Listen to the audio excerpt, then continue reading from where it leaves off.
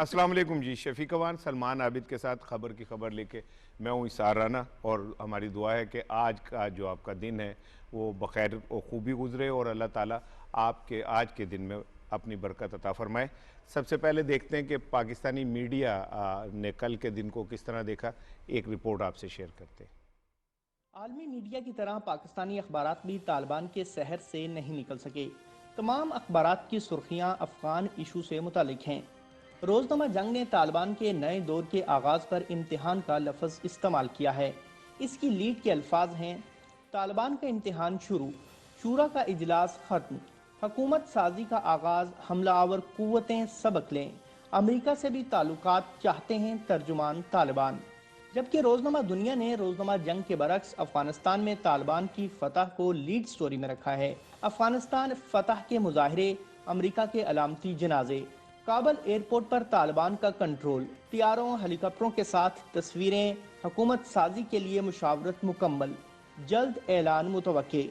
دوسری جانب روزنامہ ایکسپریس نے افغان صورتحال پر امریکی صدر کے بیان کو نمایاں طور پر شائع کیا ہے: انخلا کا فیصلہ میرا تھا، اگلی نسل کو جنگ میں جھونکنے سے انکار کیا، طالبان کے الفاظ نہیں عمل دیکھیں گے، بائیڈن۔ روزنامہ پاکستان نے طالبان شورا اجلاس کو اہمیت دی ہے: طالبان رہبر شورا کا اجلاس، حکومت سازی فائنل، اعلان کسی بھی وقت متوقع۔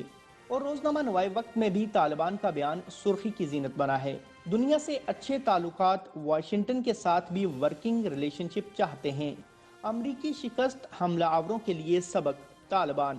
انگریزی اخبارات میں بھی افغان ایشو کو نمایاں طور پر کوریج ملی ہے۔ دی نیشن نے طالبان کی فتح کو ٹاپ سٹوری کے طور پر لیا ہے: Taliban celebrate U S defeat in Afghanistan after 20 year war. The news نے بھی طالبان کی فتح کو فرنٹ پیج پر شائع کیا ہے: real test begins for Taliban after U S withdrawal۔ Daily Times کی سرخی نے تو دریا کو کوزے میں بند کر دیا ہے: over and out. Express tribune نے لیڈ لگائی ہے: طالبان سٹیج ٹرائمفنٹ ریٹرن۔ ڈان اخبار نے اپوزیشن لیڈر شہباز شریف کے سیاسی یو ٹرن کو اہمیت دی ہے اور لکھا ہے کہ اس پر ملک میں نئی سیاسی بحث چھڑ گئی ہے: شہباز ریمارکس سٹر اپ پولیٹیکل ڈیبیٹ۔ یہ دیکھیے آپ نے آج کے ہمارے جو قومی اخبارات ہیں وہ کس طرح دیکھ رہے ہیں، کرنٹ افیئر کی چیزوں کو کس طرح انہوں نے، اور آپ دلچسپ بات یہ ہے بلکہ میں ادھر ہی آ کے کرتا ہوں۔ شفیق صاحب السلام علیکم۔ سلمان صاحب، اب اخبار ایک بنتا ہے سارے کے اپنے اپنے، ایک ہی ایشو کو تمام اخبارات ذرا ڈیفرنٹ انداز میں۔ شفیق، کیونکہ آپ اخبار سے منسلک رہے ہیں ایک عرصہ، یہ کیا وجہ ہے کہ مثال کے طور پہ پاکستان نے کہا ہے کہ جی طالبان رہبر شورا کا اجلاس ہوا، حکومت سازی، اب دنیا نے کہا کہ افغانستان فتح کے مظاہرے اور امریکہ کے علامتی نوائے وقت کہتا ہے کہ جناب امریکی شکست حملہ آوروں کے لیے سبق ہے، جنگ کہتا ہے امتحان ہے، اور خبریں کہتا ہے روس اور چین کو وارننگ ہے۔ وہ یہ کیا کرائٹیریا کیا ہے، کس طرح یہ لیڈ بنتی ہے؟ جو خبر کا ہے نا، خبر وہ کہتے ہیں نیوز ایڈیٹر کی نانی ایک ہوتی ہے، نانی ایک اس لیے ہوتی ہے کہ بھائی دیکھو ان کا اوڑھنا بچھونا ہے نا۔ آپ ایک کراچی میں بیٹھے ہو، ایک لاہور میں، ایک اسلام بیٹھے ہو، لیکن آپ بتا رہے ہیں کہ سب کی ہیڈ لائن آلموسٹ ایک ہے۔ نیوز سینس کی بات ہے نا، نیوز سینس آپ کو یہ بتاتی ہے کہ آپ نے کیا ہیڈ لائن لینی ہے، اس لیے آئیڈینٹیکل نظر آ رہی ہیں ساری چیزیں۔ ایک ہوتا ہے نا کہ تھوڑا سا آپ اپنے آپ کو ڈیفرنٹ پیش کرتے ہیں، اور پھر اینگلنگ کرنی ہوتی ہے، خاص طور پہ جو ہوتی ہے نا ہیڈ لائن، اس کی ایک اینگلنگ ہوتی ہے، وہ آپ کو اخبار کی پالیسی سے بھی ریفلیکٹ ہو رہی ہوتی ہے کہ کون کس طرح سے دیکھ رہا ہے۔ تو میرا خیال ہے کہ جو اینگلنگ ہے اور پھر وہ کیچی ہو، تو یہی اس کی اخبار کی خوبی ہے اور جرنلسٹ کی خوبی ہے۔ لیکن ٹاپک جو ہے نا، ٹاپک وہی جو بکھ رہا ہوتا ہے نا، وہی ہوتا ہے۔ اچھا میں اس کو شاہ جی ہوں تو ادھر تم ادھر ہم کر لیتے ہیں، باقی وہ کہتا ہے یہ پاکستان ٹوٹ گیا، یہ ہو گیا، وہ ہو گیا۔ یہ اینگلنگ کی بات ٹھیک کی ہے کہ اینگلنگ جو نیوز ایڈیٹر کا ذہن ہوتا ہے، بالکل ٹھیک ہے، تھوڑا بھی ذہن میں سے کافی شرارتی ہے ہیڈ لائن دے والے نال۔ میں نے پہلے یہ اپنا رن ڈاؤن شیئر کر لوں، پھر اس طرف آتے ہیں۔ آپ سے رن ڈاؤن شیئر کرنا تھا آج کے پروگرام کا۔ پہلی خبر، طالبان شورا کا اجلاس حکومت سازی کے حتمی مراحل میں۔ ایکسپریس ٹریبیون کا جو اداریہ ہے وہ بھی اسی حوالے سے ہے۔ دوسری خبر ہے آج کی کہ بلاول بھٹو کے پی ڈی ایم پر وار جاری، اسمبلیوں سے استعفے کا مطالبہ۔ مسلم لیگ نون کا وزیر اعظم کے خط پر کمیٹی قائم کرنے کا فیصلہ، یہ الیکشن ریفارمز اور جو مشین ہے اس کے حوالے سے۔ सुप्रीम कोर्ट में जजेस की तकर्रुरी, पार्लिमानी कमेटी में तरामीम की मंजूरी हो गई है। और कोरोना में शिद्दत, एनसीओसी ने नई पाबंदियां लगा दी, और क्या पाबंदियां उस पर बात करेंगे। आज के हम प्रोग्राम में खबर की खबर प्रोग्राम में रोज़नामा दुनिया में अयाज अमीर साहब का कालम छपा है, इस पे बात करेंगे। जरगा के जियो के प्रोग्राम जरगा में सलीम साफ़ी साहब के साथ फवाद अहमद चोई साहब का जो गुफ्तगू है उसके कुछ चंक्स आपके साथ शेयर करेंगे। फॉक्स न्यूज़ पर अमेरिका की अफ़गानिस्तान में शिकस्त के हवाले से एक तज्ज़िया है, उस पर बात करेंगे। और टॉप ट्रेंड जो ट्विटर का है वो क्या है, अभी मैं वो बताऊंगा नहीं, वो आखिर में आपसे शेयर करूंगा और उस पर बात करेंगे। शफीक साहब, चूँकि मैं तो न्यूज़ रूम का आदमी हूँ, अखबार सारी ज़िंदगी अखबार में गुजारी, न्यूज़ एडिटरी से शुरू होके और फिर आखिर तक गए। अब मैंने ये देखा है कि जो मालकान की एक ख़ास पॉलिसी जो होती है वो आहिस्ता आहिस्ता न्यूज़ एडिटर और एडिटर के अंदर सराहियत कर जाती है। फिर उसे ये पता होता है कि मेरे जो मालिक की पॉलिसी क्या है, हम उसको टो करते हैं। तो सम टाइम ये होता है कि हमारे अंदर बहुत सारी ख्वाहिशें जन्म ले रही होती है कि ये इसको ऐसे कर, लेकिन उस पॉलिसी पे खेलता न्यूज़ एडिटर है। बिल्कुल जाहिर है, न्यूज़ एडिटर के हाथ में अखबार होता है। और किसी दौर में एडिटर का बड़ा रोल था। एडिटर ऑफिस खत्म हो गया ना, अब वो खत्म हो गया, मालिक एडिटर हो गया। अब मैनेजेरियल एडिटर आ गए, इसलिए मायार भी खत्म हो गया जी। अब मैनेजेरियल एडिटर आ गए जो इश्तार भी ले आए, जो बाकी चीज़ों को भी करे, ये करे। अब हम आज का आगाज़ करते हैं प्रोग्राम का। तालिबान शूरा का इजलास हुआ और उसमें हुकूमत साजी के जो है वो मराहिल पे गुफ्तगू हुई, और सुप्रीम लीडर जो हैं हैबतुल्लाह अखवंज़ादा साहब ने तमाम रहनुमाओं को बताया कि भाई आपकी क्या जिम्मेदारी है और हमने पूरी दुनिया को किस तरह लेके चलना है। एक रिपोर्ट आपसे शेयर करता हूँ, फिर मैं आपकी तरफ आता हूँ। रिपोर्ट देखिएगा।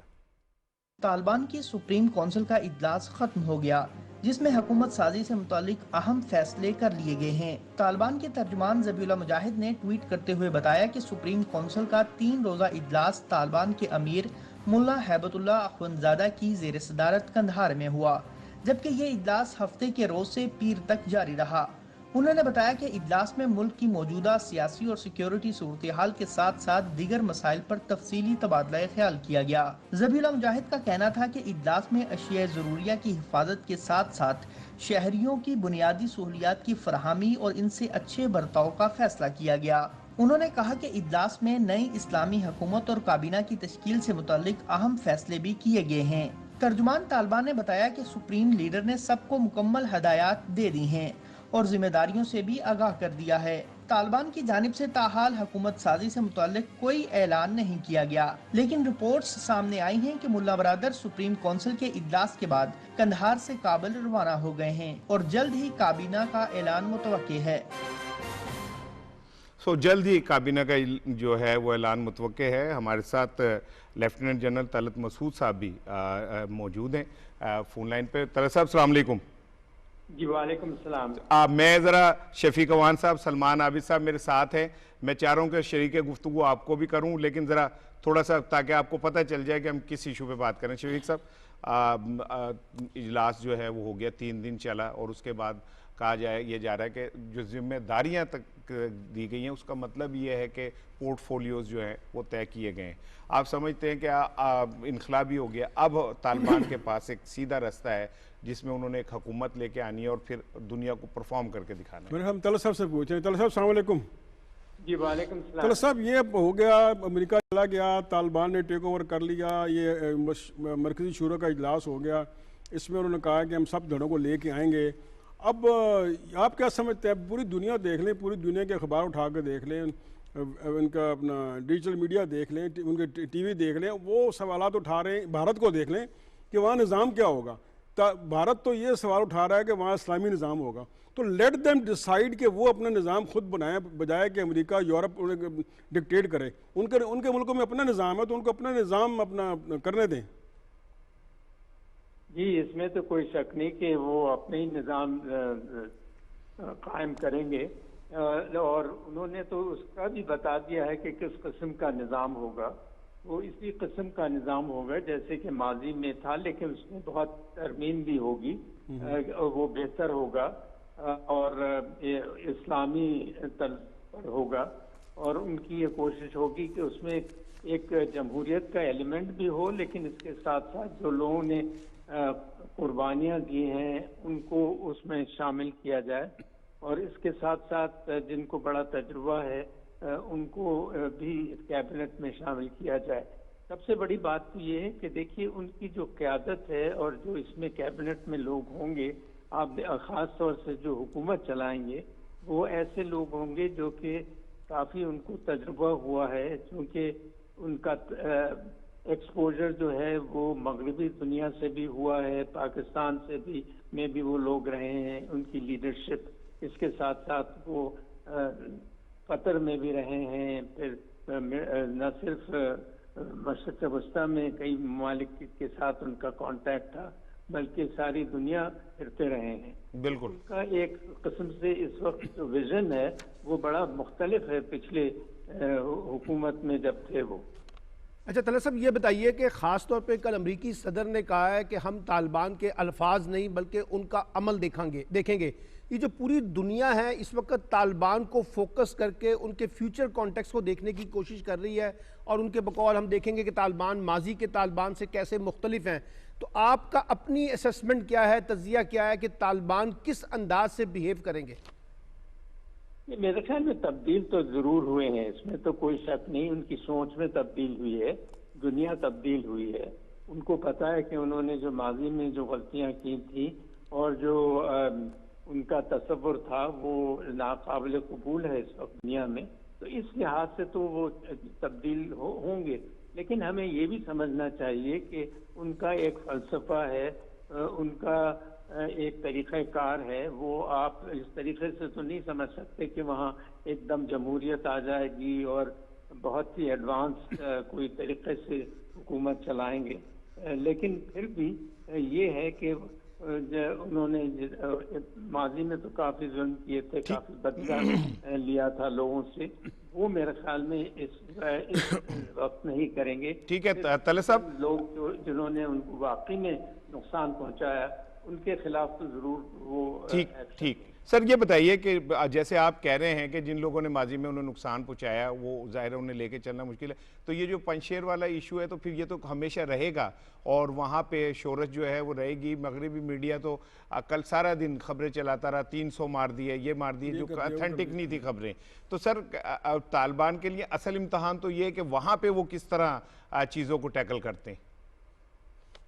جی بالکل، دیکھیے یہ بڑا ضروری ہے طالبان کے لیے کہ اگر ان کا امیج خراب ہو جائے گا تو ان کے لیے دیکھیے ان کی اقتصادی اور معاشی حالت اس وقت افغانستان کی جو ہے وہ تو دنیا ہی کو پتہ ہے کہ بے انتہا اس کو امداد کی ضرورت ہے، اور اس کو دنیا سے تعلق رکھنا بڑا ضروری ہے، اس کو اپنا امیج حکومت برقرار رکھنے کے لیے۔ بالکل سر، بہت شکریہ سر، لیفٹیننٹ جنرل طلعت مسعود صاحب ہم سے بات کر رہے تھے، بہت شکریہ۔ سلمان، ایکسپریس ٹریبیون کا ایک اداریہ ہے، اسی حوالے سے میں چاہ رہا تھا وہ شیئر کروں، پھر اس پہ آپ سے کامنٹ لوں گا۔ ایکسپریس ٹریبیون کہتا ہے کہ افغانستان امن میں پاکستان کا مثالی کردار ہے اور دنیا کو اسے تسلیم کرنا چاہیے۔ افغانستان میں تمام فریقین پہ مشتمل حکومت اور پاکستان کو اس میں کردار ادا کرنا چاہیے اس میں۔ پھر وہ کہتے ہیں کہ پاکستان علاقائی ممالک کے ساتھ تعاون اور امن کا خواہاں ہے، ظاہر ہے یہ تو ہماری پہلے دن سے خواہش تھی۔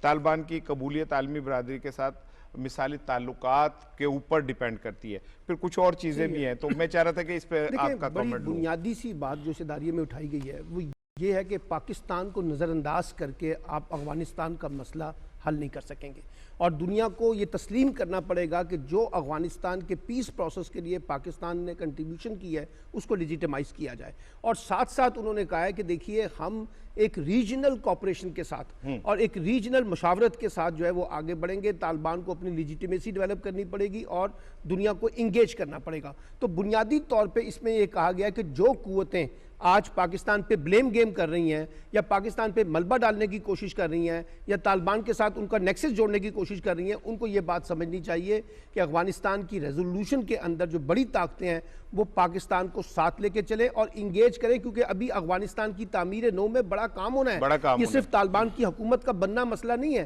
اس کے بعد کیسے افغانستان چلے گا، اس کی اکانومی کیسے ہوگی، اس کا پولیٹیکل سسٹم کیسے ہوگا، اس کا نیا آئین کس طرح سے وہ دیکھنے کی کوشش کر رہے ہیں. تو ان سب چیزوں کے اندر اگر ورلڈ جو ہے وہ ایک کوپریشن کا ایٹیٹیوڈ نہیں اختیار کرتی افغانستان کے ساتھ اور پاکستان کو ساتھ لے کے نہیں چلتی، کیونکہ اس میں ایک پرابلم آ رہا ہے. وہ پرابلم جس کی نشاندہی کی گئی ہے کہ اگر آپ ہندوستان کو بہت زیادہ مارجن دے کر پاکستان کو رول آؤٹ کرنے کی کوشش کریں گے تو آپ مسئلے کا حل نہیں بلکہ مسئلے کا بگاڑ پیدا کریں گے. شفیق صاحب، آج روزنامہ خبریں میں ان کی ایک ٹاپ سٹوری ہے اور وہ بڑی دلچسپ ہے کہ جو وہاں کے ایک دانشور ہیں بڑا مشہور وکرم سنگھ، انہوں نے کہا کہ بھارت سے کہا کہ آپ ISI سے سیکھیں جا کے، آپ باتیں تو بڑی کرتے ہیں لیکن آپ پریکٹیکلی آپ اس کے قریب بھی نہیں پہنچتے. جو وہاں پہ بھارتی نیریٹو ڈیولپ کیا تھا ان کی ایجنسیز نے وہ یہ تھا کہ طالبان جب جائیں گے تو 8 مہینے لگیں گے شورش ختم ہونے میں، اس دوران ہم وہاں پہ جو امریکی اسلحہ ہے، جو امریکی چیزیں ہیں اور یہ ہے اور وہ ہے، ہم 8 ماہ میں سے کر لیں گے. طالبان نے 8 ماہ تو چھوڑیں 8 دن بھی نہیں دیے. تو میں آؤں گا پہلے ایکسپریس ٹریبیون کے ادارے کی طرف.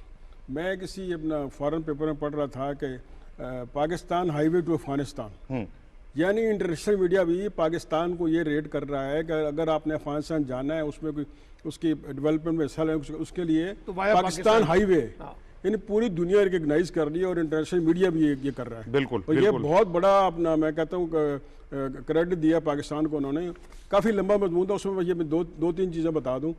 اس میں لکھا تھا کہ کوئی بھی جو رستہ ہے نا، اگر آپ افغانستان جاتے ہیں، امریکہ، انہوں نے کہا امریکہ 40 سال 20 سال وہاں خوار ہو گیا، رشیا 20 سال خوار ہو گیا، پوری نیٹو پوری دنیا کی فوجیں خوار ہو گئی، لیکن انہوں نے وہ اس کا حل نہیں نکال سکے. اب پاکستان ہے، اگر افغانستان کو اگر پرامن بنانا آگے جانا ہے تو پاکستان کے ذریعے کرنا ہوگا. اور اس ٹریبیون کے اپنا ایڈیٹوریل میں یہی کہا گیا ہے کہ پاکستان کو ساتھ لے کے چلیں، پاکستان سے کوئی اگنور نہ کریں. بالکل. آپ نے انڈیا کی بات کی ہے تو وہ یہ ISI کے حوالے سے تو دیکھیں، وہ ان کے اپنے کبھی سنا ہوگا ٹی وی پہ، تو وہ ایسے چیخیں دھاڑے مارتے ہیں کہ پتہ نہیں ISI ان کے گھر میں گھس گئی ہے. تو یہ دیکھیں، یہ ISI ایک پروفیشنل ایجنسی ہے، اس کو پوری دنیا مانتی ہے. اب وہ ہندو اور اپنا سکھ بھی اس کو کوٹ کر رہے ہیں، اور خود بلکہ میں نے ان کے انہوں نے ذکر بھی کیا تھا ایک پچھلے پروگرام میں کہ ان کے چیف تھے ان کے ایجنسی کے، انہوں نے اپنا ISI کو ایٹریبیوٹ پیش کیا تھا کہ بھئی انہوں نے کیا کام کی. پوری دنیا جو ہے ایک سائڈ پہ ہو گئی، بھارت کا اربوں جو ڈالر ہے وہ ایک سائڈ پہ ہو گیا، اور پاکستان نہ کہتے ہیں کیا وہ محاورہ ہے، نہ ہینگ لگے نہ پھٹکڑی، اور پاکستان وہاں سرخرو ہو گئی.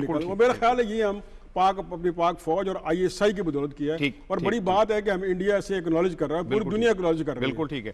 یعنی آج اب اس سارے بات کا مطلب یہ نکلا، پنجابی کہتے تھے نا وایا پٹنڈا، کہ دنیا کو وایا پٹنڈا پاکستان کے تھرو ہی جانا پڑے گا، اس کے علاوہ وہ کچھ نہیں ہو سکتا، کوئی رستہ نہیں ہے. ٹھیک ہے، اب مان رہے ہیں. جی ٹھیک ہے. اب میں آپ کے ساتھ ایک شیئر کر رہا ہوں رپورٹ بلاول بھٹو صاحب کے حوالے سے، اور اس کے بعد آپ کا جو فیوریٹ ٹاپک. جی ہاں بالکل، وہ ایک رپورٹ دیکھیے جی، پھر اس پہ بات کرتے ہیں.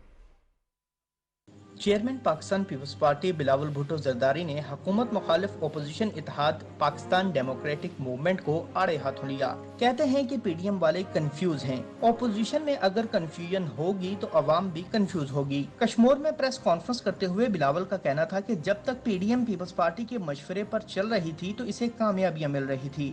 بلاول کا کہنا تھا کہ اگر PDM کی نیت صاف ہے تو استعفے دیں اور لانگ مارچ کریں. نیت صاف ہو تو کامیابی ملے گی. PDM کے لیے دعا گو ہیں، PDM ہمارا ساتھ دے. لانگ مارچ کا اعلان تو پہلے بھی ہوا تھا اور لانگ مارچ تیار تھا. تب ہمارا دوستوں نے کہا تھا کہ لانگ مارچ تو استعفوں کے بغیر عین وقت میں کینسل کر کے کہہ دیا تھا کہ استعفوں کے بغیر تو لانگ مارچ بنتا نہیں ہے. تو اب اگر وہ لانگ مارچ اعلان کر رہے ہیں تو امید ہے وہ جلد استعفیٰ دے کے لانگ مارچ پہ نکلیں گے، ورنہ ہر دوسرا ہفتہ لانگ مارچ کے اعلان کرنا پھر جانا، وہ تو سیاسی نقصان اپوزیشن کو پہنچاتا ہے. بلاول بھٹو کا کہنا تھا کہ پاکستان کے عوام پہچان جائیں گے کہ پی ڈی ایم والے ان کا وقت ضائع کر رہے ہیں۔ پی ڈی ایم والوں نے ہمارا بھی وقت ضائع کیا تھا۔ انہوں نے کہا کہ پی ڈی ایم نے لانگ مارچ کا اعلان پہلے بھی کیا تھا، مگر عین وقت پر کہا گیا کہ استعفوں کے بغیر لانگ مارچ بنتا نہیں۔ امید ہے اب پی ڈی ایم والے پہلے استعفے دیں گے، پھر لانگ مارچ کے لیے نکلیں گے۔ سلمان صاحب، آپ نے اگر کھیر بنانی ہے تو بھائی اس میں دودھ تو ڈالنا پڑے گا ہے۔ آپ رنگ بازیاں کرتے ہیں اور جناب میڈیا کے اندر جگہ آکوپائی کرنے کے لیے روز آپ ایک نیا ڈرامہ کرتے ہیں، اور اب پریکٹیکلی میدان میں آپ بلاول، کچھ لگتا ہے بلاول صاحب نے کچھ زیادہ اسپیڈ پکڑ لی ہے پی ڈی ایم کے حوالے سے۔ بات یہ ہے کہ اس وقت اگرچہ وہ کہتے یہ ہے کہ ہمارا ٹارگٹ حکومت ہے، لیکن لگتا یہ ہے کہ ٹارگٹ حکومت کم ہے، اپوزیشن زیادہ ہے۔ اب آپ دیکھیے ایک دوسرے پہ سیاسی تانے نہیں ہوتے، وہ جو اس طرح عورتیں ایک دوسرے پہ تانے مارتی ہیں نا، یہ اس طرح کا ایک کانٹیکس ہے۔ اب مسئلہ یہ ہے کہ بلاول کو بھی پتا ہے کہ نہ انہوں نے استعفے دینے تھے۔ یہ بات ہم اپنے پروگراموں میں جب میں لکھتا تھا، آپ سب لوگ ہم کہتے تھے کہ کبھی بھی پی ایم این بھی استعفے نہیں دے گی، جے یو آئی اکیلی استعفے مانگے گی لیکن کوئی استعفے نہیں دے گا۔ اچھا، اب انہوں نے تانا مارا کہ بھائی آپ جا رہے ہیں لانگ مارچ کرنے کے لیے تو استعفے دے کے جائیں، لیکن سوال یہ ہے بلاول سے پوچھیں کہ لانگ مارچ کون کر رہا ہے؟ شہباز شریف نے تو انکار کر دیا ہے، اگلے دن ہی کر دیا۔ دیکھیے ہم تو کوئی مزاحمت چاہتے نہیں، کوئی ٹکراؤ چاہتے نہیں۔ اس کا مطلب یہ ہے کہ یہ آپس میں نے کل بھی کہا تھا کہ وہ جو ایک نمبر 2 کی جو لڑائی ہے نا، یہ اس کے اندر لگے ہوئے ہیں کہ کون نمبر 2 ہوگا۔ یعنی پیپلز پارٹی اپنے آپ کو آگے لانا چاہتی ہے، پی ایم ایل این اپنے آپ کو آگے شو کرنا چاہتی ہے، اس میں ایک جنگ جو ہے نا وہ جاری ہے۔ اور بنیادی طور پہ بلاول کو اچھی طرح پتا ہے کہ اب یہ استعفوں کی باتیں، حکومت گرانے کی باتیں، عمران خان کو گھر بھیجنے کی باتیں پرانی ہو چکی ہیں۔ اب نیا چورن یہ ہے کہ نئے انتخابات ہوں، نئی اسمبلی بنے گی، نئے لوگ آئیں گے، اس میں اپنا پولیٹیکل حصہ جو ہے اس میں نکالنے کی کوشش ہے۔ آج نا میں ایک چیز شیئر کرنا چاہ رہا تھا، ڈان کا جو مین سٹوری ہے وہ بھی یہی ہے کہ شہباز شریف صاحب کے اوپر کے بیان پہ ایک سیاسی بحث، وہ پنجابی کا گانا تھا، مینوں رکھ لے کلندر نال چلاں گے تیرے نال لمیا روٹا دے۔ بھائی یہ خواہشیں ہوتی ہے نا کہ قومی حکومت بن جائے، یہ ہو جائے، وہ ہو جائے، الیکشن کریں، الیکشن کا حصہ بنے، الیکشن جیت کے آئیں اور حکومت بنا لیں۔ اپوزیشن کی ہنڈیا بیچ چوراہے میں پھوٹ گئی ہے اور اب ایک دوسرے پہ یہ اپنا ایک دوسرے کو کرٹیسائز کر رہے ہیں۔ اب دیکھیں مسلم لیگ نون کی نیت جو تھی نا استعفوں کے حوالے سے، پہلا دن سے فطور تھا، وہ استعفے دینے نہیں چاہتے۔ تو ہماری جو باتیں ہوتی تھی ان سے، انہوں نے کہا یار انی مشکل الیکٹ ہو گئے ہیں، کروڑوں روپے اگلی دفعہ ہو یہ کہ نہ، یہ پتہ بھی نہیں ہے، کہہ رہے کروڑوں روپے لگ گئے، اگلی دفعہ پتہ سے ٹکٹیں ملیں گی، وہ یہ بھی کرتے تھے کہ اگلی دفعہ پتہ نہیں کیا۔ اس لیے پہلے دن سے اس کی نیت میں فطور تھا۔ مسلم لیگ نے طے کیا ہوا تھا کہ پیپلز پارٹی کو ہم نے شاید شامل نہیں کرنا، اسی وجہ سے ہی ہوا۔ اور میں آپ کو بتاؤں جو اے پی سی ہو رہی تھی لندن میں، ہم وہاں تھے تو مخدوم امین فہیم اجلاس ہو رہا تھا، اس میں نواز شریف تھے، شہباز شریف سارے اس میں تھے، اور ہم نے دیکھا مولانا فضل الرحمان بھی تھے۔ جہاں یہ ہمارا شرارت ہوتی ہے نا، تو مخدوم امین فہیم صاحب اکیلے چلے آ رہے ہیں، وہ شریف آدمی تھے۔ ہم نے پوچھا آپ اکیلے آ رہے ہیں؟ خیر مجھے انہوں نے نکال دیا۔ میں کیوں بھائی؟ وہ کہتے ہیں کہ جو اس پہ نہیں ایگری کرتا وہ تشریف لے جائے۔ یہ میں نے کہا یہ نواز شریف نے کہا، مخدوم صاحب جب آئے اور تو آپ نے ان سے ایگزیکٹ یہ جملہ کہا کہ کیوں نکالا؟ نہیں اس وقت تو یہ کیوں نکالا نہیں تھا، لیکن ہم نے کہا، انہوں نے کہا بھائی مجھے انہوں نے کہا اگر آپ اس پہ ہمارے ایجنڈے پہ نہیں چلتے تو مسلم لیگ نون ہمیشہ اپنی گیم کھیلتی ہے۔ اور یہ دیکھ لیں ایک دن جو ہے نا یہ مولانا فضل الرحمان پچھتائیں گے، جہاں ان کا داؤ لگا نا۔ یہ کل سلمان صاحب کہہ رہے تھے نا، یہ کوشش کر رہے ہیں کہ اپنا حصہ لین دی، اگر ان کو حصہ کو مل گیا کہ بھائی کوئی جھنڈی مل گئی آئے تو کتنے مولانا فضل الرحمان۔ پھر دیکھیں محمد زبیر کی اگر وہ میٹنگ کامیاب ہو جاتی آرمی چیف سے تو کون سی اپوزیشن، کون سا پی ڈی ایم، سب بھائی ذات کی لڑائی ہے، اپنی لڑائی ہے۔ اچھا وہ جو آپ کو پتا محلوں میں جب وہ بٹتی ہے خرات تو ایک بندہ آگے کرتا ہے، وہ کہتا ہے، وہ لے کے کہتا ہے میرے بھرا بھی دے دو، میرے بھرا بھی دے دے۔ تو آپ سمجھتے ہیں کہ وہ تھا کہ مینو تو دے رہے ہو، میرے بھرا بھی کوئی دے۔ انہوں نے بڑا سمپل سا فارمولہ لگایا ہوا ہے۔ انہوں نے کہا کہ دیکھیں اس اقتدار کی بندر بانٹ میں ہمیں نظر انداز نہ کریں، ہمیں بھی شامل کر لیں، ہم آپ کے ساتھ اتنی تابع داری کے ساتھ، فرما برداری کے ساتھ آپ کی جی حضوری کرنے کے لیے تیار ہیں۔ غلطیاں ہم سے ہوئی ہیں، ہمارے خاندان سے ہوئی ہیں، بھائی سے ہوئی ہیں، بھتیجی سے ہوئی ہیں، لیکن میں تو بالکل تیار بیٹھا ہوں، تو مجھے حصہ دیجیے اور ساتھ ساتھ ان کو بھی حصہ دے دیں، ان کو تھوڑی سی رعایت دے دیں، مقدمے ختم کر دیں۔ ایک جملہ اس سے آپ کا لوں گا، پھر ایک آگے، پھر میں نے نیکسٹ ٹاپک پہ جانا ہے۔ اگر یہ سب کچھ ایسے ہے تو جمہوریت، ڈیموکریسی، سسٹم، الیکشن، عوام، ووٹ، یہ سب کہاں اسٹینڈ کرتے ہیں؟ اگر آپ نے بائی پاس ہی کرنا ہے اور آپ نے پروکسیز مانگنی ہے تو پھر یہ جو ہم جمہوریت کرتے ہیں کہ ہم نے عوام کے ووٹوں سے حکومت بنانی ہے، عوام کے ووٹوں سے آگے آنا ہے، وہ تو پھر ایک ڈرامہ ہو گیا نا سر۔ بات یہ ہے کہ عوام کو اگر انہوں نے اہمیت دی ہوتی ہے، سارانہ صاحب تو آج یہ تیسری پارٹی کا وجود بیچ میں سے کیوں نکل کے آتا پی ٹی آئی کا؟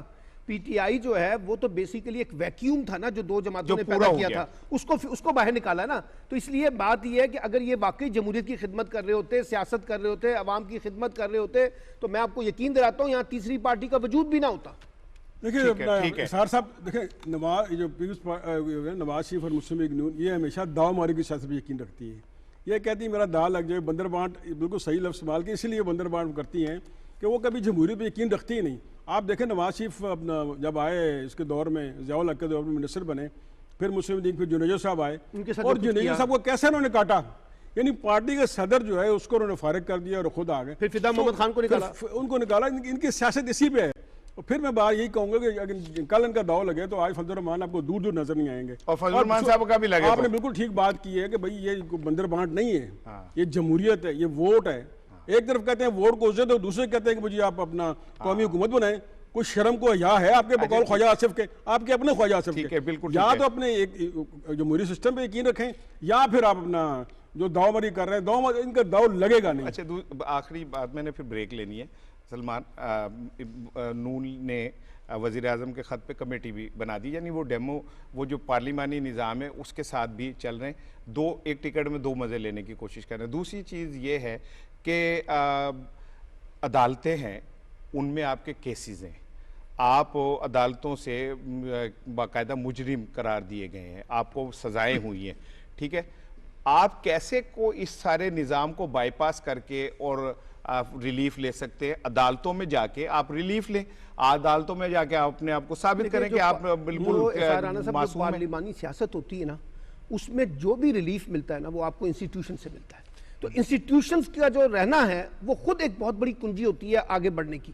اب آپ مجھے بتائیں نا، اگر آپ الیکشن شفاف چاہتے ہیں تو آپ کو الیکشن کمیشن کے پاس جانا پڑے گا. اگر آپ چاہتے ہیں کہ جی الیکشن شفاف ہو تو پھر آپ کو الیکٹرانک ووٹنگ کے اوپر اتفاق کرنا پڑے گا. اچھا پھر آپ یہ دیکھیے، یہ ایک عجیب مخمسہ ہے. اگر آپ کو آپ کے حق میں فیصلہ آئے تو عدالتیں آزاد ہیں، قانون کی حکمرانی ہے، بڑا انصاف ہوا ہے. اگر فیصلے آپ کے خلاف ہوئے ہیں تو پھر عدالتی نیکسز ہے، گٹھ جوڑ ہے، یہ آپس میں مل گئے ہیں، ہمارے خلاف استعمال ہو رہے ہیں. تو میرا خیال ہے کہ اس ملک کے اندر عدالتوں کو یا عدلیہ کو یا انصاف کے نظام کو مضبوط کرنے کے لیے پہلے آپ کو اس بنیادی پرنسپل پہ اتفاق کرنا ہوگا کہ جو ادارے فیصلے کریں گے، چاہے وہ آپ کے حق میں ہو چاہے وہ آپ کے خلاف ہو، پھر آپ اس کو مانیں گے. یہ نہیں ہو سکتا کہ جو فیصلہ آپ کے حق میں نہیں آیا اس پہ آپ نہیں مانیں گے. اس جو کمیٹی بن رہی ہے اس میں شہباز شریف چاہ رہے تھے کہ ہم ان سے جا کے بات کر رہے ہیں، لیکن آپ کو پتا ہے نواز شریف بیٹھے ہیں، جب تک وہ اپنا پنجابی کسی کے اندر لچ نہیں تلیں گے تو انہوں نے کہا کمیٹی بنا دو. کمیٹی میں پھر یہ لڑائی شروع ہو گئی کہ شہباز شریف کے گروپ کے کتنے ہوں گے اور نواز شریف گروپ کے کتنے ہوں گے. شہباز شریف نے جو پرپوز کیا تھا اس میں خواجہ سعد رفیق تھا، یاد صادق تھا، انہوں نے جناب جوید لطیف ڈال دیا. پھر اب جو نام تین گئے ہیں اس میں شاہد خاقان عباسی، رانا ثناء اللہ اور احسن اقبال. یہاں بھی نواز شریف نے اپنا جو ہے نا، ان کے دو اپنے بندے ہیں، شہباز شریف اس میں ہوں گے، لیکن انہوں نے بیلنس کی. بھائی پہ بھی وہ اعتبار نہیں کر رہے کہ منو کے ریکارڈ کے اگرے چلا جائے. بالکل ٹھیک ہے. ایک بریک لیتے ہیں، بریک کے بعد آتے ہیں اور بات کریں گے سپریم کورٹ میں ججز کی تقرری پارلیمانی کمیٹی نے جو ترامیم منظور کی ہیں اس کا کیا اثرات ہوں گے، اس پہ بات کریں گے. اور جاتے ہوئے چونکہ عدلیہ کی بات ہو رہی تھی تو بلاول بھٹو نے جو کل کہا تھا کہ لاہور کا جو ہے وہ باہر رہتا ہے اور پیپلز پارٹی کا جو ہے وہ اندر رہتا ہے، یہ اپنے اندر خود ایک سوال ہے. بریک لیتے ہیں، بریک کے بعد آتے ہیں.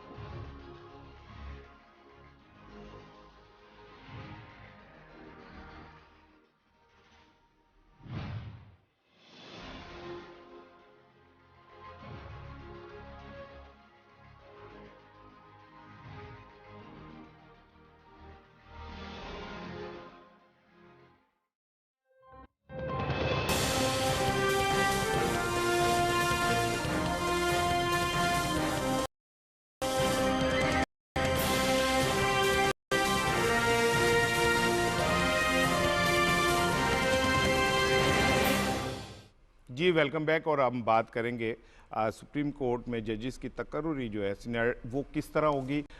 پارلیمانی کمیٹی نے جو ہے آئینی ترامیم کی منظوری دے دی ہے اور کمیٹی کا جو اجلاس تھا وہ فاروق ایچ نائک صاحب کی صدارت میں ہوا اور اس میں طے کیا گیا کہ ججز کی تقرری جو ہے وہ ہوگی جو کہتے ہیں نا سینیارٹی کے حوالے سے. اچھا انہوں نے کہا کہ سینیارٹی کا تعین جو ہے وہ ہائی کورٹ میں بطور جج کی تقرری والے دن سے شروع ہوگا اور اگر 2 ججز ایک ہی وقت میں دونوں نے جائننگ دی ہو تو پھر عمر کے تحت طے کیا جائے گا کہ کس کی عمر کا کیا تھا اور اس سے سینیارٹی طے ہوگی. ہمیں جوائن کیا ہے سینیٹر بیرسٹر علی ظفر صاحب نے. السلام علیکم سر. وعلیکم السلام. اچھا سر آپ نے پارلیمانی کمیٹی کی جو ترامیم ہے وہ یقیناً آپ کی نظر سے گزری ہوں گی. یہ سمجھ لیا جائے کہ یہ والا جو ایک پورشن ہے ججز کی تقرری کا یہ ہمیشہ کے لیے ونس فار آل اب کلیئر ہو گیا اور یہ جو ترامیم ہے اس کے بعد یہ جو لکونس تھے یہ ختم ہو گئے. دیکھیں جہاں تک تو سینیورٹی اور اپوائنٹمنٹ کا تعلق ہے اور اس میں جو CCP کا رول ہے اور جو پارلیمنٹری کمیٹی کا رول ہے، پہلی جو ترمیم کی تھی آئینی اس کے اندر اپوائنٹمنٹ کا ایک پروسیجر بنایا گیا تھا نیا اور واضح. اس میں یہ تھا کہ ایک JCP ہوگی جوڈیشل کمیٹی اور اس کمیٹی میں جج صاحبان بھی ہوں گے اور ریپرزینٹیو بار کا بھی ایک ہوگا. اٹارنی جنرل صاحب اور لا منسٹر پوسٹ بھی اس میں ایکس آفیشیو ممبرز ہیں. تو اب وہ یہ فیصلہ کرنا ہوتا ہے کس کو اپوائنٹ کرنا ہے جج کے طور پہ یا کس کو اپوائنٹ کرنا ہے، کس کو سینیورٹی کے بیسس پہ سپریم کورٹ اپوائنٹ کرنا ہے. جب وہ نامینیٹ کر لیتے ہیں تو پھر پہلے بتایا گیا تھا کہ JCP کے پاس یعنی JCP کی نامینیشن جو ہے پارلیمنٹری کمیٹی کے پاس جائے گی اور پارلیمنٹری کمیٹی پھر اس میں اگر اس کو اپروو کر دے تو پھر وہ اپوائنٹمنٹ کنفرم ہو جائے گی. اور یہ پروسیس جو تھا یہ کانسٹیٹیوشن میں جب آیا تو ایک چیلنج ہو گیا. ایک بار کچھ جج صاحبان کو اپوائنٹ کیا گیا JCP کی طرف سے لیکن پارلیمنٹری کمیٹی نے ان کو ریجیکٹ کر دیا، ان کو ایکسیپٹ نہیں کیا.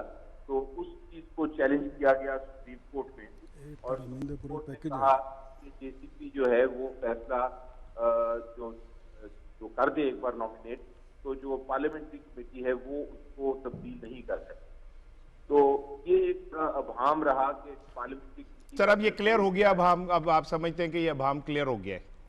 جی اب یہ ابہام کلیئر کرنے کی کوشش کی جا رہی ہے. کوشش کی. اچھا سر ایک چیز اور بتائیے، یہ سو موٹو ایکشن کے حوالے سے پچھلے دنوں سپریم کورٹ نے بھی اس کے حوالے سے چیف جسٹس صاحب نے بھی اس پہ وہ فیصلہ دیا. اب یہ طے کیا گیا کہ انسانی حقوق سے متعلق جتنے آج خود نوٹس ہوں گے اس کی سماعت 3 ججز کریں گے. تو آپ سمجھتے ہیں کہ یہ والا جو تھا نا کہ وہ خود ہی ایک از خود نوٹس لے لیا جاتا تھا، اب ایک کلیئرٹی آ گئی کہ جی یہ 3 ججز پہ مشتمل جو ہوگا وہ خود لے گا. تو یہ 3 ججز کیسے طے کریں گے سر کہ یہ اس پہ نوٹس لینا ہے؟ اب دیکھیں جی جو جہاں تک تو سو موٹو ججمنٹ جو آئی ہے اس نے ایک کلیریفیکیشن دی ہے. قانون یہی تھا، اس کو واضح کیا گیا ہے اور 2 چیزیں کہی گئی ہیں. ایک تو بینچ بنانے کا اختیار جو ہے وہ چیف جسٹس صاحب کے پاس تھا، یہی رول ہے، یہی قانون ہے. اور اس بینچ نے جو فیصلہ کیا اس میں کلیئر کر دیا کہ جو بینچ بنانا ہے وہ صرف چیف جسٹس آف پاکستان کا ہی اختیار ہے. بالکل ان کا اختیار ہے. دوسرا ایسپیکٹ تھا وہ یہ تھا کہ سو موٹو جب نوٹس کیا جائے تو کیا وہ کوئی بینچ لے سکتا ہے یا چیف جسٹس ہی لے گا. جو ٹریڈیشن تھی، جو پالیسی تھی سپریم کورٹ کی، اس کے مطابق یہ تھا کہ صرف چیف جسٹس صاحب سو موٹو ایکشن لے سکتے ہیں. اگر کسی بینچ کا خیال ہے کہ کوئی ایسا معاملہ ہے جس کو کے اوپر آرٹیکل 184(c) کے تحت کارروائی ہونی چاہیے تو وہ ریکویسٹ کرتا ہے سپریم کورٹ کی چیف جسٹس کو کہ آپ اگر سمجھتے ہیں کہ یہ اس پہ نوٹس دے کے اس کو کسی بینچ کے ساتھ. سر بہت شکریہ سر، بہت شکریہ. سینیٹر بیرسٹر علی ظفر صاحب ہم سے بات کر رہے تھے. اچھا اب میں نا جا رہا ہوں ایک نئے ٹاپک کی طرف. کورونا جو ہے نا شفیق صاحب بہت بڑھ گیا ہے اور جو NCOC ہے اس نے کچھ نئی چیزیں کی، بڑی ڈرانے والی ہیں وہ ساری چیزیں. تو میرا خیال ہے کہ قوم کو خود ہی سمجھنا چاہیے کہ یار ہمیں اپنے طور پہ ذمہ داری کا مظاہرہ کرنا چاہیے اور کر کے اس وبا کو ہم نے فیس کرنا ہے. دیکھیے اس کے ذمہ دار ہم ہیں. اب تک وقت بازاروں میں جا کے دیکھ لیں تو جو کوئی کسی اپنا ایس او پی پہ عمل نہیں ہو رہا, کوئی ماسک نہیں پہن رہا, نہ کوئی بازاروں میں اس طرح رش ہے, ہر جگہ جا رہے ہیں. جس این سی او سی کہہ کے تھک گئی ہے. اب یہ جو انہوں نے پابندیاں لگائیں کہ آپ بازار میں جا سکتے, پیٹرول ڈلوا سکتے, پھر آپ کے آگے سم بند کرنے کا ہے. تو دیکھیں ہم جب تک, میں موضوع کے ساتھ کہوں گا, ہم ڈنڈے کے پیر ہیں, ڈنڈا پیر بگڑے تگڑے تھا. جب تک ہم اپنی سختی نہیں کریں گے اس وقت تک نا یہ اپنا ہم اس پہ اپنا عمل نہیں کریں گے اور یہ کورونا بڑھتا جائے گا. بالکل.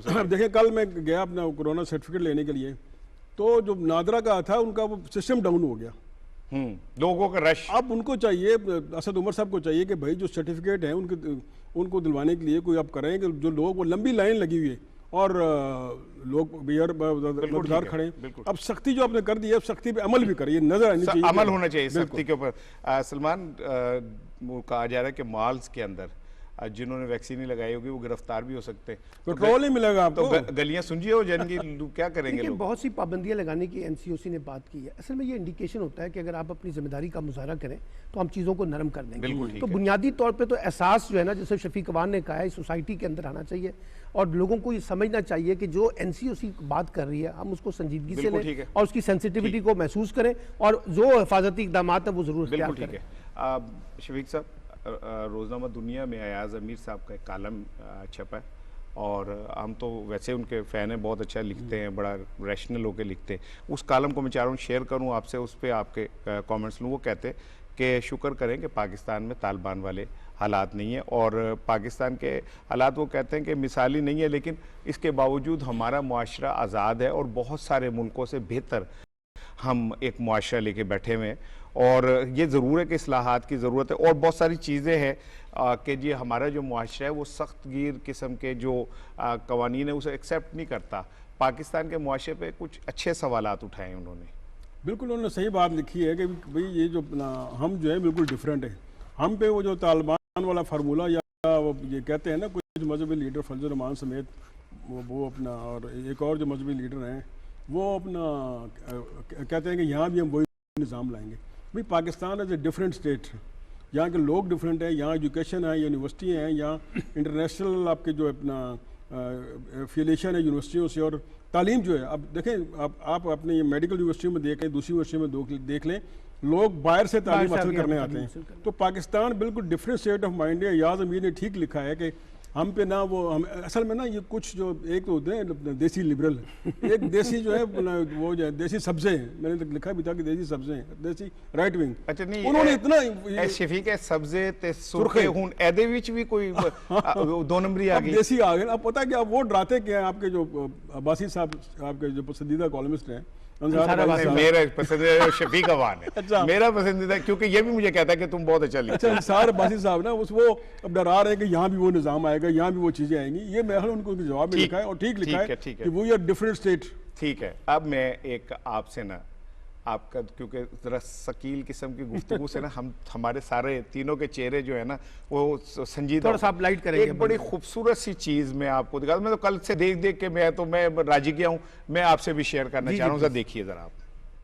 اشرف غنی کے پاس تو ایک میڈیا مینیجر تھا فواد چودھری کی صورت میں, ادھر تو جناب آفیشل درجنوں ہیں, ادھر سے شہباز گل ہے, ادھر سے یوسف بیگ مرزا بھی, کوئی بھی نہیں ہے, کوئی بھی نہیں.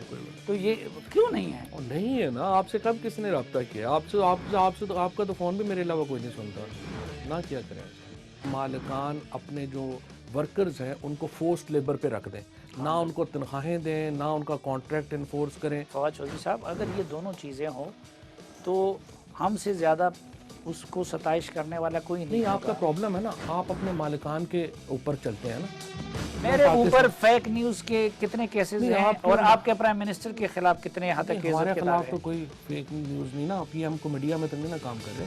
دیکھیں وہ ہر بات میں آپ جو ہے نا ایسی ایک شوقیہ طور کے اوپر کہ شاید آپ کو اہمیت نہیں, یہ تو کمائی تو اس وقت صرف وزیر کر سکتے ہیں, عام آدمی کہاں سے؟ نہیں, جرنلسٹ بھی کر رہے ہیں, آپ بھی ماشاءاللہ اینکرز بھی بڑے اچھے کر رہے ہیں. 13 سال ہو گئے ہیں پیپلز پارٹی کو, آپ کو ان کو بھی تو کہنا چاہیے کہ بھائی آپ کی کارکردگی کدھر ہے؟ پی ٹی آئی 3 سال بعد اپنی کارکردگی لوگوں کے سامنے رکھ رہی ہے، تو آپ بھی تو رکھیں 13 سال. ان سے تو خیر ہمیں کوئی توقع نہیں. یہ بات صحیح ہے. آپ یہ اچھی بات ہے نا، آپ کہیں گے کوئی توقع ہے تو پی ٹی آئی سے یا باقیوں سے کیا توقع ہے؟ کس سے؟ پھر تو پوری کابینہ سے ان کو ریکوری کرنی ہوگی. پہلی بات تو یہ ہے کہ یہ جس طرح سے ہم نے سوال کیا ہے، اسی سے ظاہر ہوتا ہے کہ آپ کو احتساب کا جو بنیادی کانسیپٹ ہے اس کا بھی علم نہیں ہے. یہ جو الیکشن سے پہلے اسد عمر صاحب نے وہ جو 100 دن کی رپورٹ پیش کی تھی کہ اتنے ہزار نوکریاں دیں گے، اتنا یہ دیں گے، وہ دیں گے.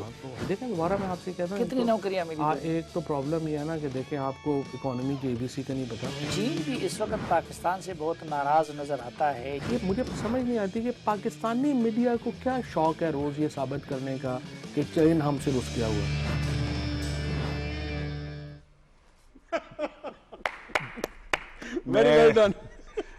میں تو بھائی میں چونکہ خود ایک پروگرام چلاتا ہوں تو میں تو یہ سمجھتا ہوں میں نے فواد صاحب کا انٹرویو کرنا.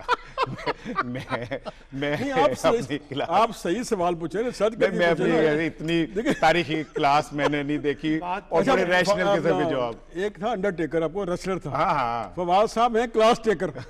یعنی انہوں نے جیو کا باعث اور اس کے اینکر کے باعث کو انہوں نے ایکسپوز کر دیا بغیر کسی لگی لپیٹی کے. اب انہیں سمجھنا چاہیے جیو کے انتظامیہ کو اور اس کو کہ بھائی اپنا سارے سیاستدان آپ سر میں جھکنے والے نہیں ہیں، کوئی ایسی بھی ہے جو آپ کو کنفرٹ کر سکتا ہے. اصل میں بات یہ ہوتی ہے جب آپ پہلے سے نتیجہ نکال کے بیٹھے ہوتے ہیں نا اینکر بطور اینکر، اور آپ اپنی طرف سے چیزوں کو اسمپشن بنا کے پرسیو کر کے چیزوں کو ڈیزائن کرتے ہیں، تو پھر جو سامنے بیٹھا والا بندہ ہوتا ہے نا اس کو بھی پتا ہوتا ہے کہ آپ کس ایجنڈے کے تحت بات کر رہے ہیں. تو میرا خیال ہے کہ فواد چودھری صاحب نے ان کو کافی یاد دلایا کہ جو آپ کا ایجنڈا ہے نا وہ کافی دلچسپ ہے. ایک میں یہ سمجھتا ہوں ہم لائیو پروگرام کرتے ہیں نا، یہ ریفلیکسز کی گیم ہے کہ آپ ایک لمحے کے اندر آپ اس بات کو سنیں، کنسیو کریں اور اس کا جواب دیں اور بہت دھیمے انداز میں، بہت دھیمے انداز میں ہنستے ہوئے. اچھا یہ تو ہم نے ایک ہنستے ہوئے اور میں ایمانداری کے بعد میں فریش ہو گیا ہوں، میں بہت فریش ہوں. لیکن ایک میں نا فاکس نیوز کا کلپ آپ سے شیئر کروں گا اور اس کے اوپر بات کر کے پھر ہم نے اپنے آخر میں ٹاپ ٹرینڈ کی طرف جانا ہے. یہ ذرا دیکھیے گا ذرا شفیق سلمان دیکھیے گا. جی please. Mark this day as the day the United States of America officially fell from grace as the world's superpower due to the ineptitude, the incompetence, and the dereliction of duty by a so-called commander-in-chief, a fumbling, idiotic, confused, lying fool, incapable of extricating innocent Americans and Afghan allies from behind enemy lines in the war zone we entered 20 years ago. As American families of those trapped behind enemy lines, as Afghani Americans whose families helped us, and indeed Americans of all walks of life are glued to this crisis on television, they're met with government officials who are not only not candid, or are confused, or are just outright lying. Fell from grace. اور میں سمجھتا ہوں کہ اب میں ان خاتون کے اندر جو غصہ ہے امریکن پریزیڈنٹ، امریکن جنرلز کے حوالے سے، وہ بڑا کھل کے نظر آ رہا ہے اور سوسائٹی میں بھی نظر آ رہا ہے. میں سمجھتا ہوں کہ امریکہ کی جو یہ جملہ ہے نا فیل فرام گریس، امریکہ کا جو وہ ایک بھرم تھا وہ تباہ ہو کے رہ گیا. اب دیکھیں نا امریکہ کو کرٹیسائز کون کر رہا ہے؟ اس کا اپنا میڈیا، کانگریس والے کرتے ہیں. اور فاکس نیوز پتہ کیا ہے؟ یہ اسپوکس پرسن ہے اسٹیٹ کا. اس کا فاکس نیوز کا کوئی انڈیپینڈنٹ نہیں ہے. اس کی عراق اور باقی اپنے افغان وار میں دیکھ لیں، یہ ٹوٹل جو ہے وہ حکومت کی زبان بولتا تھا. اور جس طرح اس نے جو الفاظ یوز کیے ہیں انہوں نے، بلکہ میں تو کہوں گا انہوں نے تو انتہا کر دی. یہ میں اور آپ کسی بھی اس کے لیے الفاظ یوز نہیں کر سکتے. بالکل آپ نے ٹھیک کہا. ان کا غصہ دیکھیں. بالکل کہتے ہیں جو ہمارے مارٹائر لوگ ہوئے، جو ہمارے لوگ شہید ہوئے، 20 سال آپ جھک مارتے رہے اور وہاں سے بھاگ کے نکل آئے. اور آپ کا یہ کہ آپ اپنے پیچھے اپنے کتے بھی چھوڑا ہے، آپ نے کتے بھی پیچھے چھوڑا ہے. بڑی سمپل سی بات ہے کہ یہ جو سارا کچھ فال آؤٹ ہوا ہے نا امریکہ کا افغانستان میں، اس پہ امریکی سوسائٹی جو ایک صدمے میں ہے. اور اس صدمے کا ایک نتیجہ آپ کو ایک ریئیکشن میں نظر آ رہا ہے. جو غصہ ہے نا کہ بھی اتنی بڑی انویسٹمنٹ امریکہ نے وہاں پہ کر دی. اور آپ کو یاد ہے نا شروع میں انہوں نے دعویٰ کیا تھا کہ ہم 10 دن کے اندر اندر طالبان کو ایلیمینیٹ کر دیں گے. 20 سال پہلے کہا تھا یہ بات. اب 20 سال کے بعد جا کے آپ جو بائیڈن نے تقریر کی ہے، یعنی اس میں اتنے کانٹرڈکشن ہے کہ ہم بڑے تاریخی فتح یعنی اپنے انخلا کو وہ فتح کہہ رہے ہیں. تو بھائی آپ 20 سال سے وہاں بیٹھے ہوئے تھے افغانستان کو فتح کرنے کے لیے, طالبان کو ایلیمینیٹ کرنے کے لیے, اپنا قبضہ کرنے کے لیے, انڈیا کی ہیجمنی کو وہاں پہ انشور کرنے کے لیے. آپ کو ناکامی ہوئی نا, آپ کو بھی ناکامی ہوئی, آپ کے اتحادیوں کو بھی ناکامی ہوئی, اور جو بھارتی ایجنڈا تھا وہ بھی ناکام ہوا. تو اس پر ماتم تو ہے نا امریکن سوسائٹی میں, اور لوگ سوالات اٹھا رہے ہیں. مجھے نا خواجہ صاحب یاد آئے تھے کہ بائیڈن صاحب کو شرم کو حیا, آپ ہار کے بھی آپ کہہ رہے ہیں کہ آپ کو فتح ہے یار, بس جب بندہ بے شرم ہو جائے نا تو پھر یہی ہوتا ہے. میرا خیال ہے کہ وہ جو مراسی والی بات تھی نا, جو پٹ کے اٹھ کے کاغذ نے کہ پھر میں نہ ہی سمجھا, وہ کیونکہ بائیڈن نے جو ابھی تقریر کی لاسٹ, اور اس میں ان کے لہجے کی لڑکھڑاہٹ, روتے ہوئے اور کپاتے ہوئے, تاریخ تبدیل کر دی طالبان نے. ان سے چند تابوت نہیں اٹھائے گئے, ان کے چہرے سے نظر آ رہی تھی کہ انہوں نے جو کیا غلط کیا. ان سے چند تابوت جو ہے نہیں اٹھائے گئے, اور طالبان نے ہزاروں کی قربانی دے کے. کل کا سین جب انہوں نے سجدہ کیا, وہ آواز سے رو رہے تھے, آوازوں سے رو رہے تھے, اور سجدہ کر کے اللہ کا شکر ادا کر رہے تھے اللہ نے کامیاب کرے اور وہاں امن ہو. ہاں, آخری میں جو ٹاپ ٹرینڈ تھا ٹویٹر کا, میں نے کہا تھا میں بتاؤں گا کہ کیا ہے. الحمدللہ پاکستان کے امجد ثاقب صاحب جو ہیں, ان کو ریمن میگسائے ایشین نوبل پرائز کہتے ہیں, انہوں نے امجد صاحب کو ایوارڈ کے لیے منتخب کیا ہے. اور امجد صاحب کے جو اصل کارنامہ یہ ہے کہ وہ انہوں نے غریبوں کو غربت سے نکالنے کے لیے قرضے جو بہت آسان قسطوں پہ اور کاروبار کے طور پہ چھوٹے لوگوں کو بغیر سود کے قرضے جو ہے وہ دینے شروع کیے. میرا خیال ہے ایک کامنٹ آپ دونوں سے لوں گا. ریمن میگسائے ایک بڑا جسے کہتے ہیں نا ایک معزز نام ہے, اور ایشیا کا ہم اسے کہتے ہیں کہ یہ نوبل پرائز ہے. پاکستان کے لیے ایک اچھی اعزاز کی بات ہے. مدر ٹریسا کو یہ ایوارڈ ملا تھا, ڈاکٹر یونس کو ملا ہے, اور ایسے بڑے نام, اور اس کے بعد پاکستان کا نام آنا, ڈاکٹر امجد ثاقب کا نام آنا, اخوت کو ریکگنائز کرنا, اور خاص طور پہ جو غریب طبقہ ہے نا, جن کو لوگ, آپ کو یاد ہے یہ قرضوں کی جو معاملات ہوتے ہیں نا, اس میں انٹرسٹ بہت زیادہ ہوتا ہے, تو ڈاکٹر امجد ثاقب نے انٹرسٹ فری لون انٹروڈیوس کروا کر ایک بہت بڑا کارنامہ دیا, اور یہ میں سمجھتا ہوں پاکستان کے لیے بھی ایک بڑے فخر کی بات ہے. صاحب ہوتا عموماً یہ ہے کہ جو آپ انٹرسٹ فری قرضے دیتے ہیں, ویسے بھی قرضے دیتے ہیں, ہمارے جو اپنا سیاستدان اربوں ہڑپ کر جاتے ہیں, لیکن اس میں جو ان کی ریٹرن کی ریشو ہے نا وہ ایکسیلنٹ ہے, اور وہ 80 to 90%. وہ اپنا نا وہ امجد ثاقب صاحب کو ہمارا تینوں کا سلام, انہوں نے پاکستان کا سر فخر سے بلند کیا. آج کے پروگرام کا وقت ختم ہو رہا ہے, اور پیٹرول کی قیمت جو ہے وہ کم ہوئی ہے, 1 روپے 50 پیسے کم ہوئی ہے, اور جاتے جاتے امریکہ کو جو شکست ہوئی ہے وہاں پہ وہ ان لوگوں کو بھی چھوڑ گئے جو ان کے وفادار تھے, جو ان کے غلام تھے, جو ان کی غلامی میں تھے, یہاں تک کہ وہ اپنے تربیت یافتہ کتے بھی چھوڑ گئے. اب یہ کتے انورٹڈ کاموں میں ہیں, اور میں سمجھتا ہوں کہ اس سے امریکن کی نفسیات جو ہے وہ آپ کو سمجھ آئے گی. اپنا خیال رکھیے گا, انشاءاللہ کل ملاقات ہوگی. اللہ حافظ.